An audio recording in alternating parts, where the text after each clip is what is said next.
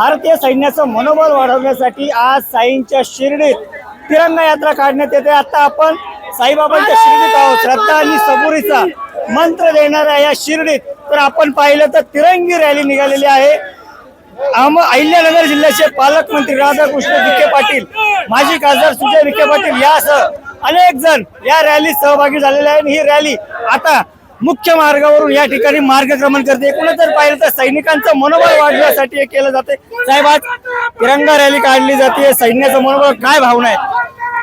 आज संपूर्ण देश आपल्या सैन्य दलाच्या पाठीमागे एकजुटीने उभा आहे। देशावर वाकड्या नजरेकडे पाहणाऱ्या पाकिस्तानचा जो खात्मा आपल्या सैन्य दलाने केलेला आहे, त्या सगळ्या सैनिक दलाचं, त्यामध्ये आमचे वायुसेना आहेत, नौदल आहे, त्यांचं आम्ही सर्वांचं मनापासून अभिनंदन करतो।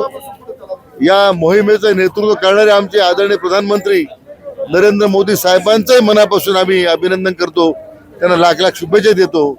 जगाला दाखवून दिलंय की भारताकडे वाकड्या नजरेनं पाहणाऱ्या देशाला काय आपण धडा शिकवतोय। आणि म्हणून आज संपूर्ण देश आज आदरणीय प्रधानमंत्र्यांच्या पाठीमागे एकजुटीने उभा आहे, संपूर्ण सैन्य दलाच्या पाठीमागे एकजुटीने उभा आहे। प्रसंगी कोणतेही बलिदान करण्याची तयारी भारताच्या प्रत्येक नागरिकानं या ठिकाणी दर्शवलेली आहे। आमच्या सैन्य दलाचं मनोबल निश्चितपणे त्यामुळे वाढलेलं आहे।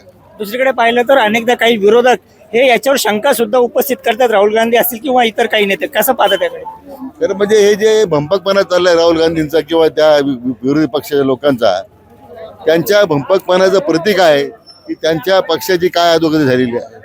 आणि म्हणून मला वाटतं ज्यांनी अशा सैन्य दलाच्या राष्ट्रविरोधी भूमिकेचा ज्यांनी पुरस्कार केलेला आहे, अशा सगळ्या लोकांच्यावर देशद्रोहाचा गुन्हा दाखल झाला पाहिजे।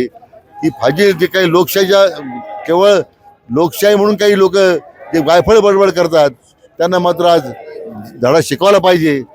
जर न्यायालयाने तर न्यायालयाची लढाई तर न्यायालय त्यांच्यावर फौजदारी दाखल केली पाहिजेच, पण देशातली जनता त्यांना माफ करणार नाही, या निमित्ताने मला त्यांना सांगितलं पाहिजे। जर पाहिलं तर जे कोणी देशविरोधी कारवाई करतात किंवा जे वक्तव्य करतात अशांवर देखील राष्ट्रद्रोहाचा गुन्हा दाखल करावा अशी मागणी करण्यात आली आहे। आता हा जो रॅली आहे, ही रॅली या ठिकाणाहून कम्प्लिटली शताब्दी मंडपात जाईल आणि त्या ठिकाणी या रॅलीचा समारोप होईल। एकूणच जर पाहिलं तर जिल्हाभर सध्या या तिरंगा रॅली काढला जात आहे सैनिकांचं मनोबल वाढवण्यासाठी। आणि आज श्रद्धा आणि सबुरीचा संदेश देणारी साईंची नगरी ही भारत माता की जयच्या घोषणांनी दुमदुमून गेली, यात शंका नाही।